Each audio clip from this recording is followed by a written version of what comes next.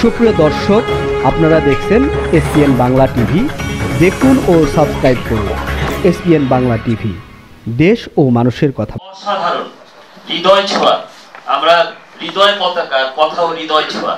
আমরা ধন্যবাদ, কৃতজ্ঞতা জানাচ্ছি হৃদয় পতাকা দোসরা মার্চ আজকের এই বক্তব্য আমাদেরকে আশা জাগায়নি, নতুন প্রজন্মকে একটি নতুন প্রেরণা দিয়েছে। আমরা করতালি দিয়ে হৃদয় পতাকা দোসরা মার্চ অভিনন্দন জানাচ্ছি। এবার আমরা 90 স্বৈরাচার বিরোধী আন্দোলনের আরেকজন বীর সেফাও সালার শুভেচ্ছা। আজকে জন্মদিন ওইভাবে আমরা পালন করিনি। যাই হোক, আমার এবছর যেদিন 2 তারিখ জানুয়ারি, সেই দিন আমরা একটা আয়োজন ছিল আমাদের জননেতা, আমার শ্রদ্ধার রব ভাইয়ের বাসায় ওনার একটা জন্মদিনটা ওইভাবে পালন করা হয়নি। শুধু আমাদেরকে একটু মানে ভাবির সহযোগিতায় আমরা তার পদধূলি নিতে পেরেছিলাম। আমার মনে আছে সেই দিনটা, আমার মনে হয় আমার এত বছরের জীবনে সেটা অনেক বড় একটা প্রাপ্তি ছিল। আমি এমন কোনো কিছু পাইনি, কিন্তু সেই দিন আমি যেটা পেলাম যে আমি ভাইয়ের ছায়াতলে আমাদেরকে স্বীকৃতি দিয়েছেন যে আমি সেই কমিটির সভাপতিত্ব পেয়েছি। এটা আমার জন্য, আমার মনে হয় আমার জীবদ্দশায় অনেক বড় পাওয়া। তা আমি এই এত বড় একটা গুরু দায়িত্ব পেলাম। আমি একজন ক্ষুদ্র মানুষ, আর আমাদের এই ছোট আয়োজনে, বা ছোট আয়োজন বলবো না, এটা অনেক বড় আয়োজন। জাতীয় পতাকা নিয়ে আমরা যখন কাজ করছি এবং বিভিন্ন মহল আমাদের সাথে যখন আসছেন, তখন আমি একটা কথা বলবো। আমি যেমন ভিপি নূর ভাইকে যদি বলি যে তিনি, তার একটা কথা ডায়লগ যে খুব মানে ভাইরাল, যে 90 ভাগ পড়ে গেছে আর একটু ধাক্কা দিতে হবে। তা আমি ওনার কাছে অনুরোধ করব, আমরা যেহেতু আমরা আপনার মতো অত মানে দূরদৃষ্টি না, কিন্তু আপনি আমাদের সহযোগিতা করবেন। আপনার এই কথাটার মধ্যে অনেক কিছু লুকায়িত। তা আমি চাইবো যে আমাদের এই যে কোনো মহলে, যে কোনো ভাবে আমরা যদি বলি যে আমি হৃদয় পতাকার কাজটা কি, 2 মার্চ যে পতাকা উত্তোলন করা হয়েছিল সেইটাকে যেন রাষ্ট্রীয় মর্যাদায় পালন করা হয়, জাতীয় পতাকা দিবস বলে। এটা কোনো বিষয়, হ্যাঁ, মানে এটা তো হয়েই গেছে, এরকম কথাটা কিন্তু আসে, কিন্তু এখনো হচ্ছে না। আমাদের কাছে, আপনার মানে আমার সবার কাছে একটা দাবি থাকবে যে আমাদের জননেতা যে আসম আব্দুর রব ভাই, উনি অসুস্থই থাকেন, তারপরে ওনার যে স্পৃহা, মনোবল, আমি ওনাকে সরাসরি কিন্তু আমি প্রথমে শুনিনি। যখন আমি হৃদয় পতাকা, যেদিন আমি কি বলে সিরাজুল আলম খান ইনস্টিটিউট, আপনারা যারা গণ্যমান্য আছেন, আপনারা ইতিহাস অনেক জানেন, অনেক রাজনীতিবিদ, আপনাদের কাছে আমার অনুরোধ রইল, আপনারা এইখানে এই অনুষ্ঠান থেকে বের হয়ে আমাকে মানে আমার ডাকে সাড়া দিবেন। আমি আপনাদের একাত্মতা চাই, এবং আমরা 2 মার্চ, আগামী 1 মাস বাকি আছে আমাদের হাতে, এবং 1 মাসের ভিতরে আপনারা আমাকে সহযোগিতা করবেন। আপনাদের সর্বাত্মক সহযোগিতা চাই, এটুকু বলে আমি শেষ করছি। আসসালামু আলাইকুম। কথা শুনবো প্রাচ্যের অক্সফোর্ড ঢাকা বিশ্ববিদ্যালয়ের সাবেক সফল ভিপি, চলমান আন্দোলনের বারবার যিনি নির্যাতিত, নিপীড়িত গণ অধিকার পরিষদের সংগ্রামী সভাপতি, আমাদের অত্যন্ত শ্রদ্ধাভাজন নেতা, জননেতা নুরুল হক নূর জমে উঠছে এবং হৃদয়ে ছোঁয়া হচ্ছে।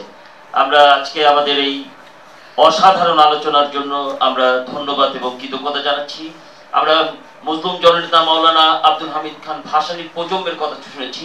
এবার শেরে বাংলার প্রজন্ম, আমাদের শেরে বাংলার সুযোগ্য দৌহিত্র এবং বাংলাদেশের প্রথম মুসলমান প্রধান বিচারপতি, তার সুযোগ্য সন্তান, যিনি নিজেও সচিব ছিলেন, বিনয়ী যার চরিত্রের প্রধান গুণ, আমাদের সেই সৈয়দ মারকুব মোর্শেদ আজকে এখানে উপস্থিত হয়ে আমাদেরকে কৃতজ্ঞতার বন্ধনে আবদ্ধ করেছেন। আমরা তার কথা শুনবো। সব পক্ষ, সব মহল, সব রাজনৈতিক দল থেকে যে অবহেলা এবং অবিবেচনা করা হয়েছে, তার পরিণতিতে আজকে আমাদের এই জটিলতার একটা পরিস্থিতির সম্মুখীন হতে হচ্ছে। এখান থেকে কিভাবে অতিক্রম করব আমরা জানি না। সবকিছু সবার খেয়াল খুশি মতো বোধহয় হচ্ছে বা চেষ্টা করা হচ্ছে, কিন্তু সেখান থেকে কোনো গন্তব্যে সে পথ বের হচ্ছে। এমনই একটি অবস্থায় আমরা মনে করি, এখানে যারা উপস্থিত হয়েছে, আমি আসম আব্দুর রবের পরিবারের একজন সদস্য হিসাবে মনে করি যে আমরা স্বাধীনতা, সার্বভৌমত্বকে বুকে ধারণ করি। তার জন্য আমরা জীবন শেষ পর্যন্ত আমাদের জীবন যত বিপর্যয়ের মধ্যেই যাক না কেন আমরা সেই রাস্তা অতিক্রম করব, এটাকে আমরা ছাড়বো না। স্বাধীনতার সার্বভৌমত্বকে বাদ দিয়ে আমরা যেমন আমরা বাঁচতেও পারবো না, 24-এর যে অভ্যুত্থান তাকেও কিন্তু আমরা বেশি দিন রাখতে পারবো। আমি হয়তো কার কষ্ট লাগতে পারে, কিন্তু আমি এটা বলবো যে 1.5-2 মাসের যে প্রচেষ্টা তাকে আমরা মাথায় তুলতে গিয়ে আমাদের পেছনের এত বছরের এত সময় ধরে সে 62 থেকে নিউক্লিয়াস থেকে গঠিত হয়ে যে সংগ্রাম রচনা হয়েছে বাঙালিকে তৃণমূল পর্যন্ত স্বাধীন করার জন্য, সেই জায়গাটিকে আমরা যারা ভুলে যাচ্ছি তারা আমাদের জন্য শেষ পর্যন্ত কি করবেন বা রাষ্ট্র শেষ পর্যন্ত কোন দিকে বাঁক নেবে সেটা কিন্তু বোঝা বড় মুশকিল হয়ে যাচ্ছে। তাই আমাদেরকে ঐক্যবদ্ধ থাকতে হবে স্বাধীনতা এবং সার্বভৌমত্বের প্রশ্নে। মুক্তিযোদ্ধারা যে রাষ্ট্রটা অর্জন করেছে, আপামর জনগণ ছিল, কৃষক শ্রমিক জনতা, যেটা পারবেন আপা বলেছেন, সকলের অর্জন, সেটাকে আমরা ধুলায় মিশিয়ে দিতে পারি না। আর আমরা সেই অর্জনের সাথে অবশ্যই আমরা ত্রুটিগুলোকে নিয়ে কথা বলেছি, সেই ত্রুটিগুলোর কারণেই যে ফেসিস্ট তৈরি হয়েছে তাকে বিদায় করেছি। কিন্তু নতুন করে আমরা দুর্নীতিমুক্ত স্বাধীন বাংলাদেশ তৈরি করতে চাই, সকলকে সুবিধা দিতে চাই স্বাধীনতা। সেই জায়গাটিতে আমরা মনোযোগী না হয়ে আমরা ভিন্ন কিছু নিয়ে মনোযোগী হয়ে পড়েছি। এই ভিন্ন মনোযোগটা আমাদের কেন? এটা কি কোনো পরিকল্পনার অংশ? এটা কি আমাদের স্বাধীনতা সার্বভৌমত্বের প্রশ্নে কোনো ষড়যন্ত্রের অংশ? এগুলো কিন্তু আমাদের জানা দরকার, এগুলো আমাদের বোঝা দরকার। এরপরে সংস্কার, নির্বাচন ইত্যাদি নিয়ে অনেক কথা আছে, সকলে বলবেন। আমি শুধু হৃদয়ের পতাকার যারা আয়োজন করেছে তাদেরকে বলছি, এই সংগ্রাম আমাদের চলবেই। শুধু পতাকা দিবসের স্বীকৃতি নয়, একটি স্বাধীন রাষ্ট্রে প্রত্যেকটি নাগরিক কি করে বাঁচবে, তাদের মৌলিক মানবিক চাহিদাগুলো কি করে পূরণ হবে, সেটা যতক্ষণ অর্জন না হবে ততক্ষণ কিন্তু হৃদয়ের পতাকা সহ আমাদের সকলের আন্দোলন চলবে। আমি সকলকে ধন্যবাদ জানাচ্ছি, সময় বেশি নিচ্ছি না, অত্যন্ত গুণীজনরা রয়েছে, তারা কথা বলবেন, আপনাদের সাথে চলতে দেখা হবে। ধন্যবাদ। এস.এম. শামসুল আলম নিক্সন, আমি প্রথমেই তাকে তার স্বাগত বক্তব্য আমি দেখতে পাচ্ছি আমাদের মাঝে ইতিমধ্যেই। স্বাধিকার আন্দোলনের জাতি হতাশ করে ঠিক তারপরের দিন 1971 সালের 2রা মার্চ সেই স্বাধিকার আন্দোলনের জাতিকে পতাকা উত্তোলনের মধ্য দিয়ে এক দফা স্বাধীনতার সংগ্রামের দিক নির্দেশনা প্রদান করা হয়। আমরা মনে করি মহান মুক্তিযুদ্ধের আনুষ্ঠানিক স্বাধীনতা সংগ্রামের আনুষ্ঠানিক যাত্রা শুরু হয় 1971 সালের 2রা মার্চ ঢাকা বিশ্ববিদ্যালয় থেকে। এই দিবসটিকে গত 53 বছর বিভিন্ন রাজনৈতিক দল, বিভিন্ন মহল, সামরিক সরকার, সামরিক জান্তারা এই দিবসটিকে বারবারই চেষ্টা করেছে আড়াল করার জন্য। এই দিবসটি ছাড়া মহান মুক্তিযুদ্ধের সঠিক ইতিহাস লেখা সম্ভব নয়। আমরা মনে করি আজকে একটি অন্তর্বর্তীকালীন সরকার রাষ্ট্রের দায়িত্বে আছেন, তারা যেন মহান মুক্তিযুদ্ধের যে বিষয়গুলো আড়াল করা হচ্ছে সেগুলো জাতির সামনে প্রকাশ করে, পাঠ্যপুস্তকে লিপিবদ্ধ করে। এবং সাম্প্রতিক সময় আমরা দেখছি যেগুলো এই সরকার বা যারা আছে তাদের করা দরকার নেই, তা নিয়েও আবার তারা বাড়াবাড়ি করছে। আমি বলতে চাই মহান মুক্তিযুদ্ধের যে মূলনীতি ছিল সেটা পরিবর্তন করার ম্যান্ডেট কিন্তু তাদের দেশের মানুষ দেয়নি। এই জায়গাগুলো, স্পর্শকাতর জায়গাগুলো তাদের এড়িয়ে চলার জন্য আমি অনুরোধ করছি। আমি মনে করি 1971 সালের 2রা মার্চ স্বাধীনতা সংগ্রামের বাংলাদেশ প্রতিষ্ঠার বীজ বপন করা হয়। এই দিবসটিকে আমরা আগামী মার্চের 2 তারিখ থেকে রাষ্ট্রীয় মর্যাদায় পালন করতে যেন পারি সেজন্য সরকার উদ্যোগ নেয়। আর যদি তারা এই মহান মুক্তিযুদ্ধের বিষয়গুলো নিয়ে তালবাহানা করে তাহলে দেশবাসী গত সরকারকে বা তার আগের সরকারগুলোর প্রতি যা স্বৈরাচারী মনোভাব দেখিয়েছে, যারা অগণতান্ত্রিক কাজ করেছে, তাদের বিরুদ্ধে দেশের মানুষ যেভাবে ঝাঁপিয়ে পড়েছে এদের বিরুদ্ধে পড়তে পারে। তাই আহ্বান করব, অনুরোধ করব, আপনারা আগামীতে 2রা মার্চ এই পতাকা দিবসের রাষ্ট্রীয় স্বীকৃতি দিবেন, পাঠ্যপুস্তকে লিপিবদ্ধ করবেন। সবাইকে ধন্যবাদ। আসসালামু আলাইকুম। যদি বিরচিত হয়, যদি সঠিক ইতিহাস উঠে আসে, যদি বাংলার মানুষ সঠিক ইতিহাস জানে, তবে 2রা মার্চ যেদিন বাংলাদেশের স্বাধীনতার একটা আনুষ্ঠানিক আনুষ্ঠানিক একটা উদ্বোধন বলা যায়, সেটাকে অস্বীকার করার কোনো উপায় নেই। আমরা আজকে এই মুক্তিযুদ্ধ ভিত্তিক সামাজিক সংগঠনের আজকের এই অনুষ্ঠানের সম্মানিত সভাপতি, প্রধান উপদেষ্টা এবং বিভিন্ন সংগঠনের নেতৃবৃন্দ এবং মিডিয়া ব্যক্তিত্ব আপনারা যে উপস্থিত আছেন, আপনাদের মাধ্যমে আমরা আজকে আমরা বলতে চাই যেন এই 2রা মার্চ যেন জাতীয় একটা ইভেন্টে যেন রূপান্তরিত হয়, যেন আমরা সবাই বলতে পারি আকাশে উড়িছে দেখো মুক্তির পতাকা, মুছে যাক সব হানাদারের বর্বরতা। ধন্যবাদ সবাই। বলতে চাই যে আজকে আমাদের এখানে সমাবেশ হওয়ার উদ্দেশ্য একটাই, গুরুত্বপূর্ণ বিষয়। আমাদের দাবি, বর্তমানের দাবি অযৌক্তিক নয়। প্রধান উপদেষ্টা মণ্ডলীদের প্রতি দৃষ্টি আকর্ষণ করছি, জাতীয় পতাকা দিবস আমরা পালন করতে চাই। এটার স্বীকৃতি অবশ্যই অবিলম্বে দেওয়া হোক, এবং এটা যদি অবিলম্বে দেওয়া না হয় সেই ক্ষেত্রে আমাদের আন্দোলন বহাল থাকবে। এবং এই কথা বলে আমি আমার বক্তব্য শেষ করছি। আসসালামু আলাইকুম। নির্যাতন এবং নিপীড়নের মধ্যেই ছিলাম। ইতিমধ্যে আমাদের দেশে বেশ কয়েকবার বিভিন্ন রকমের সরকার আসছে, বিভিন্ন রাজনৈতিক মতাদর্শের ব্যক্তিত্বরা ক্ষমতা ভোগ করেছে, কিন্তু তারা স্বাধীনতার সূচনা লগ্নের যে সংগ্রাম, যে গণমানুষের যে আত্মত্যাগ, সেই আত্মত্যাগের কখনো তারা স্বীকৃতি দেয় নাই। এবং সেই অনুযায়ী তারা আমাদের দেশে যে সংস্কার কার্যক্রম এখন কথা শোনা যাচ্ছে, এই সংস্কার একটা গতিশীল প্রক্রিয়া, একটা সবসময় যেটা ক্রিয়াশীল থাকার কথা ছিল সেটা তারা করে নাই।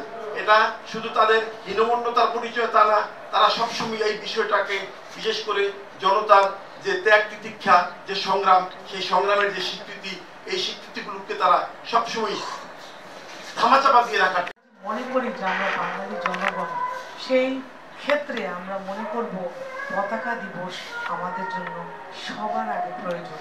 আর সেই প্রয়োজনে আজকে যাদের এখানে আসা, তারা আমাদের সাথে একাত্ম ঘোষণা করেছেন। আমি সভাপতি কবি শাহানা আপা এবং মঞ্চ উপবিষ্ট নিক্সন ভাই এবং আরও যারা রাজনৈতিক ক্ষেত্রে বিজ্ঞ এবং তানিয়া রব আপা, সবাইকে আমাদের সাথে আজকের এই পতাকা দিবসের আমাদের সাথে একাত্ম ঘোষণা করার জন্য এবং একসাথে হওয়ার জন্য ধন্যবাদ জানাচ্ছি। ধন্যবাদ। যেহেতু মুক্তিযুদ্ধের উপরে এই আলোচনা অনুষ্ঠান, আমি কিছু স্মৃতি কথা বলবো। যেমন স্বাধীনতা যুদ্ধের সময় আমার শ্বশুরের সঙ্গে ছিলাম, ওনাকে দেরাদুনে রাখা হয়েছিল। তো আমরা যখন ভারতে গেলাম, পাঁচবিবিতে তখন ছিলাম, ভারতে যখন পালিয়ে গেলাম তখন বালুরঘাটে ছিলাম। একটা স্কুল ঘরে আমরা তখন যাই উপস্থিত হলাম, সেখানে আমার হাজবেন্ড সহ 7 জনকে ধরে নিয়ে যাওয়া হয়েছিল মারার জন্য।